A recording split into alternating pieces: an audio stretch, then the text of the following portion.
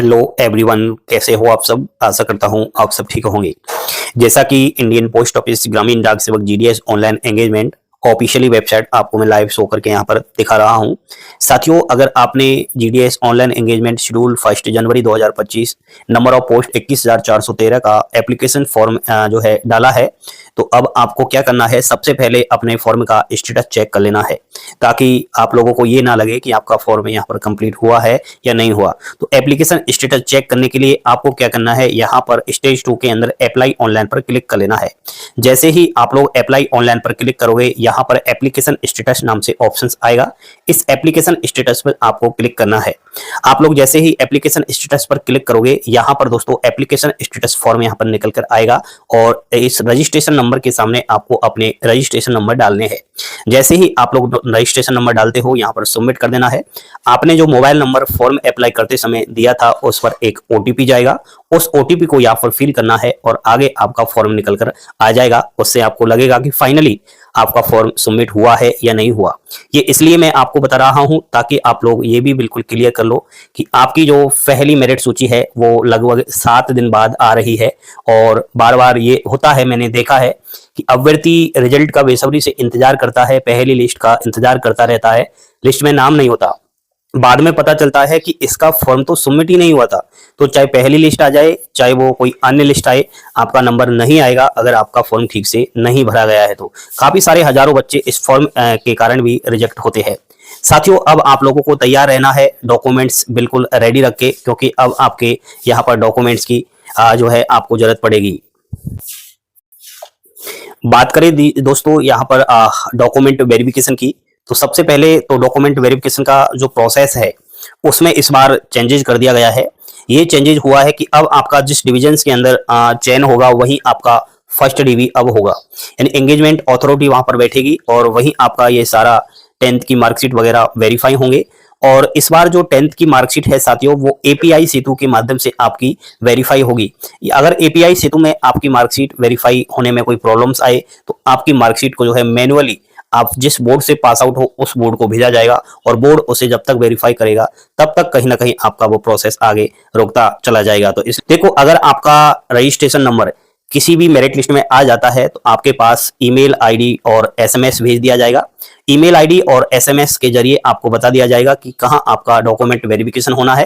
तो आपको document verification के लिए जाना है और जिस दिन मेरिट लिस्ट जारी होती है उससे और आगे 15 दिन तक आपको जो है समय मिलता है, यानी 15 दिन के भीतर भीतर आप अपना सारे के सारे डॉक्यूमेंट्स यहाँ पर वेरीफाई करवा सकते हो। साथियों, यहाँ पर कुछ डॉक्यूमेंट्स की मैं आपको बता देता हूँ। देखो, एक तो आपको याद रखना है, अपने सारे डॉक्यूमेंट्स आपको ओरिजिनल ले जाने हैं और 2 सेट्स ऑफ सेल्फ अटेस्टेड। देखो भाई, फोटो कॉपीज करवा लेना और 2-2 सबकी करवाना और आपके स्वयं के वहां सिग्नेचर कर लेना प्रत्येक जो है फोटो कॉपियों पर। अब आपको कौन कौन से डॉक्यूमेंट्स अभी तैयार करने हैं जब आपका पहला डॉक्यूमेंट वेरिफिकेशन होगा उस समय। तो देखो, आपको अपनी 10th की मार्कशीट बिल्कुल रेडी रखनी है, क्योंकि 10th की मार्कशीट वेरीफाई होगी। उसके बाद आइडेंटिफाई प्रूफ। आइडेंटिफाई प्रूफ एक तरीके का फॉर्मेट होता है, इस फॉर्मेट को मैं आपको बता देता हूं। देखिए बच्चों, यहाँ पर ये आइडेंटिफाई सर्टिफिकेट का फॉर्मेट है, इस फॉर्मेट को निकलवा लेना है और यह कुछ इस तरीके का होता है, आप लोग इसको देख सकते हो। इसमें आपका नाम, आपके पिताजी का नाम, वो सब यहाँ पर आएगा और सिग्नेचर वगैरह होंगे। तो कहीं ना कहीं दोस्तों यहाँ पर एक बात का आपको याद रखना है कि ये जो आइडेंटिफाई सर्टिफिकेट है, 8 इंसानों में से किसी से आप इसको वेरीफाई करवा सकते हो। जैसे कोई भी गजेटेड ऑफिसर हुआ, सेंट्रल हो या अच्छा स्टेट गवर्नमेंट का हो, या पर कोई मेंबर्स हुआ पार्लियामेंट स्टेट का, एंड आपका जो है नेक्स्ट सब डिविजन के जो ऑफिसर्स होते हैं, या फिर तहसीलदार, नायब तहसीलदार, डिप्टी तहसीलदार, इससे आप लोग वेरीफाई करवा सकते हो। स्कूल के principal, headmaster, school college institute किसी से भी इसे वेरीफाई करवा सकते हो। पोस्ट मास्टर या पंचायत इंस्पेक्टर, इनमें से किसी एक से इसको वेरीफाई करवाना पड़ेगा। तो कुछ नहीं, आसान है इसको बिल्कुल वेरीफाई करवाना। और ये आपको फर्स्ट डॉक्यूमेंट वेरिफिकेशन के समय चाहिए। इसका मतलब ये है कि आपके जिस जगह पर आप रह रहे हो वहां पर आपका पास्ट क्या था, आप पर कोई केस बेस तो नहीं चल रहा है। तो ये जो वेरीफाई करेंगे इसमें वही चीज मेंटेन करेंगे कि हाँ, ये स्टूडेंट्स है और इसने अभी तक ऐसा कोई काम नहीं किया जो कानून के दायरे में आता हो। तो आपका व्यवहार ही कहीं ना कहीं आगे इसमें चलता है। तो आइडेंटिफाई सर्टिफिकेट आपको रेडी करवाना है। नेक्स्ट दोस्तों, यहाँ पर अगला डॉक्यूमेंट्स है आपका कास्ट सर्टिफिकेट। अब कास्ट सर्टिफिकेट भी अलग अलग कास्ट के अनुसार होता है, वो मैं आपको यहाँ पर बता देता हूँ। सबसे पहले हम बात कर रहे हैं यहाँ पर जो एससी और एसटी का कास्ट सर्टिफिकेट है उसके फॉर्मेट की। तो देखो भाई, आपका एसटी एससी का जो कम्युनिटी जाति प्रमाण पत्र या आप कास्ट सर्टिफिकेट कहते हो, वो कुछ इस फॉर्मेट में होना चाहिए और ये डिजिटलाइज रूप से बना होना चाहिए, ऑफलाइन वाला इसमें नहीं चलेगा। तो सेम इसी फॉर्मेट में आपका कास्ट सर्टिफिकेट एससी एसटी का अगर है सेंट्रल के फॉर्मेट में, तो बिल्कुल कोई दिक्कत वाली बात यहाँ पर नहीं है। अगर आप लोग ओबीसी कैटेगरी से हो तो ओबीसी वर्ग के युवाओं के लिए कास्ट सर्टिफिकेट 3 ईयर वाला वैलिड होता है। तो कुछ इस तरीके के फॉर्मेट में ओबीसी कैटेगरी का जो कास्ट सर्टिफिकेट है वह होना चाहिए और ये आपका सेंट्रल के फॉर्मेट में होगा। और यहाँ पर नेक्स्ट है आपका ईडब्ल्यूएस सर्टिफिकेट। तो ईडब्ल्यूएस वर्ग से बिलोंग कर रहे अभ्यर्थियों के लिए यहाँ पर एक तरीके से ये इनकम टैक्स सर्टिफिकेट होता है जो एक फाइनेंशियल ईयर का होता है, यानी कि आपको यहाँ पर 1 साल वाला ही चलेगा। 1 साल से पुराना अगर आपका ईडब्ल्यूएस का ये इनकम सर्टिफिकेट है तो वो मान्य नहीं होगा। तो इसको आप रिवेन्यू करवाए या फिर नया बनवाए, क्योंकि यहाँ पर सारा कुछ वही दे रखा है। जैसे कि आप लोग यहाँ पर देख सकते हो, आप लोगों की इनकम जो है 8 लाख से ज्यादा नहीं होनी चाहिए। अगर मान लिया जाए इनकम आपकी बढ़ी है या घटी है तो वो आपको दोबारा से इसको जो रिवेन्यू करवाते हो वहां आपको ये चीज मेंटेन करनी पड़ती है। तो यहाँ पर जो ईडब्ल्यूएस का सर्टिफिकेट होता है वो इनकम का होता है और बाकी एससी एसटी का जो सर्टिफिकेट होता है वो आपका पिताजी के नाम से बनता है। ठीक है, तो ये आपका फैमिली इनकम का होता है, तो इसे आप जो है न्यू बनवाए। ये आपकी तीनों वर्ग के लिए कास्ट सर्टिफिकेट की आवश्यकता है। कास्ट सर्टिफिकेट के बाद दोस्तों पीडब्ल्यूडी सर्टिफिकेट भी आप लोगों के लिए होना चाहिए यदि आप पीडब्ल्यूडी कैटेगरी से सिलेक्शन लेते हो। ईडब्ल्यूएस सर्टिफिकेट मैंने आपको बता ही दिया था। ट्रांसजेंडर सर्टिफिकेट भी आपको कहीं ना कहीं बनवा लेना है अगर आपने जेंडर में चेंजेस किया है तो। डेट ऑफ बर्थ प्रूफ, देखो भाई, डेट ऑफ बर्थ प्रूफ के तौर पर आपकी जो 10th की मार्कशीट है वो चल जाएगी, क्योंकि 10th की मार्कशीट में आपकी जो है डेट ऑफ बर्थ मेंटेन होती है। तो अलग से डेट ऑफ बर्थ प्रूफ के तौर पर कोई आपको नहीं लेकर जाना है। नेक्स्ट है मेडिकल सर्टिफिकेट। अब ये मेडिकल जो सर्टिफिकेट है आपके नजदीकी गवर्नमेंट हॉस्पिटल हुआ या गवर्नमेंट डिस्पेंसरी हो या गवर्नमेंट प्राइमरी हेल्थ सेंटर हुआ, वहां से इसे आप बनवा सकते हो। लेकिन एक बात का याद रखना, जो आपका मेडिकल ऑफिसर्स होता है गवर्नमेंट, उसी से आपको इसे वेरीफाई करवाना है, उसी से इसको बनवाना है। प्राइवेट जो है डॉक्टर से प्राइवेट हॉस्पिटल का ये नहीं चलेगा। अब मेडिकल सर्टिफिकेट का फॉर्मेट भी आप देख लीजिए। देखिए साथियों, मेडिकल सर्टिफिकेट का जो फॉर्मेट है वो कुछ इस तरीके के प्रारूप में होना चाहिए, तो इसको आप निकलवा सकते हो। वैसे मैंने सारे के सारे जो आपके काम के सर्टिफिकेट या डॉक्यूमेंट्स है वो मैंने हमारे टेलीग्राम चैनल पर डाल दिए हैं, तो एक बार वहां विजिट करके आप इनको देख लीजिएगा ताकि आपको बाद में दिक्कत ना आए। तो सेम इसी फॉर्मेट में आपका मेडिकल का जो सर्टिफिकेट ऑफ फिटनेस है वो आपको लेना है, इसमें आपको वेरीफाई करवाना है और आपको सिग्नेचर यहाँ पर करवा लेने हैं। देखो, मेडिकल ऑफिसर्स के सिग्नेचर यहाँ पर करवा लेने हैं और यहाँ पर डॉक्टर्स का नाम आएगा, रजिस्ट्रेशन नंबर आएंगे, यहाँ पर आपको सील लगेगी। जिस हॉस्पिटल में डॉक्टर से आप वेरीफाई करवाओगे सील लगेगी। और यहाँ पर एक बात का याद रखना कि आपका जो सर्टिफिकेट है वो ज्यादा पुराना नहीं चलेगा, तो इस चीज का बिल्कुल ही ध्यान रखना, क्योंकि यहाँ पर ये बात यहाँ पर इन्होंने मेंटेन कर रखी है। ठीक है, तो बिल्कुल साथियों, आपको मेडिकल सर्टिफिकेट की आवश्यकता होगी, आप इस चीज को भी रेडी करवा कर रखिएगा। मेडिकल सर्टिफिकेट के अलावा दोस्तों आपको क्या है, एक सर्टिफिकेट बनवाना है।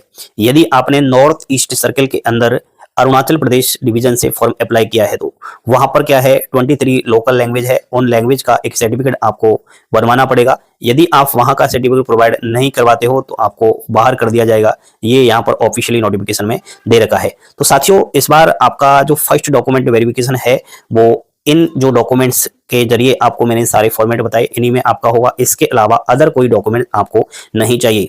अब हम बात करेंगे सेकंड डॉक्यूमेंट वेरिफिकेशन के समय कौन कौन से डॉक्यूमेंट्स आपको लेकर जाने हैं।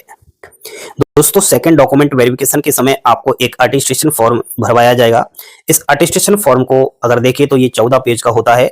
यहाँ पर इस कॉलम के अंदर आपका पासपोर्ट साइज फोटो चिपका लेना है और इसको फिल करना है। इसमें कुछ जरूरी डॉक्यूमेंट्स वगैरह, डॉक्यूमेंट्स के अलावा फॉर्म वगैरह वो होते हैं, वो आपको फिल कर लेने हैं। वैसे मैंने अटेस्टेशन फॉर्म कैसे भरे इसको लेकर के वीडियो बना रखा है, तो उसको आप एक बार देखिएगा। अटेस्टेशन फॉर्म के अंदर ही कैरेक्टर सर्टिफिकेट होते हैं, तो इस कैरेक्टर सर्टिफिकेट को आपके वहां कोई भी आपका प्रधान हुआ, सरपंच हुआ या स्कूल हुआ, वहां से वेरीफाई करवा सकते हो। नेक्स्ट एक कैरेक्टर सर्टिफिकेट और होता है, ये आपका पुलिस आपका जो भी पुलिस थाना है वहां से इसे वेरीफाई करवाना होता है। इसके अलावा अन्य यहाँ पर जो है और भी कुछ फॉर्म होते हैं वो आपको भरने हैं।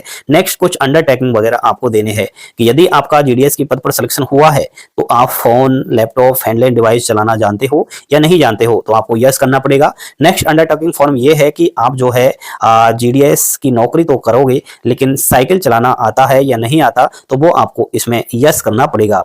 अगला है दोस्तों कि जीडीएस की जो आय है उसके अलावा अन्य आपके पास सोर्स है या नहीं, तो जीडीएस की आय के अलावा अन्य सोर्स भी आपके पास होना जरूरी है, ये इन्होंने यहाँ पर पहले ही आपसे बुलवा लिया है। अगला अंडरटेकिंग फॉर्म ये है कि आपने कोई भी गलत जानकारी दी है, या एड्रेस, एज, एजुकेशन, क्वालिफिकेशन, या फिर कोई भी कंप्यूटर नॉलेज या कैटेगरी वाइज कोई भी गलत जानकारी दी है, रॉन्ग इन्फॉर्मेशन देकर के अगर आप जीडीएस की नौकरी पाए हो और भविष्य में ये जानकारी आपकी पकड़ ली जाती है कि आपको पता चल जाता है डिपार्टमेंट ऑफ पोस्ट को आपके बारे में कि ये गलत तरीके से नौकरी लगा है, तो आपको बाद में भी हटा दिया जाएगा, ये इन्होंने यहाँ पर बता रखा है। तो ये एक अटेस्टेशन फॉर्म होता है जो 14 पेज का होता है, ये आपसे यहाँ पर भरवाया जाता है। और बाकी दोस्तों आप लोगों को बता दूं कि सेकंड डॉक्यूमेंट वेरिफिकेशन जो आपका होना है, सेकंड डीबी ओनली फॉर्मेलिटीज है, इसका कोई अहमियत है नहीं, लेकिन आपको जाना तो पड़ेगा। और सारे काम दोस्तों वैसे फर्स्ट डीबी में ही आपके कंप्लीट हो जाते हैं, और फिर आगे चल के आपका सेकंड डीबी तो जो है कुछ फॉर्मेलिटी फॉर्म की वगैरह होती है वो करना पड़ता है। बाकी दोस्तों आपको नेक्स्ट ट्रेनिंग के लिए जाना है और 3 दिन की ट्रेनिंग आपकी होगी, उसके बाद फिर आपको ज्वाइनिंग दे दिया जाएगा। और कहीं ना कहीं जॉइनिंग के समय आपको एक पोस्ट एंगेजमेंट वाला ऑर्डर लेना है, ताकि पक्का हो जाए कि हाँ आपने यहाँ पर जीडीएस की नौकरी जो ली है वो लीगल तरीके से ली है, और वो आपका जो है एक तरीके से पक्के के तौर में आ जाएगा। तो आप सभी ये सारे डॉक्यूमेंट्स तैयार रखें, आपके ये काम आएंगे, क्योंकि बाद में हड़बड़ाहट में आप जो है गलतियां करोगे, तो पहले से ही सारे काम अगर क्लियर कर लोगे तो आपको किसी भी लिस्ट में नाम आए, चाहे फर्स्ट लिस्ट में नाम आए, सेकंड लिस्ट में नाम आए, भगवान करे आपका लिस्ट में किसी न किसी में नाम आए, अच्छे से अगर फॉर्म में अप्लाई किया है तो ठीक है। तो ये जानकारी आप लोगों को पसंद आई, लाइक शेयर सब्सक्राइब करना ना भूलिएगा। जय हिंद, जय भारत।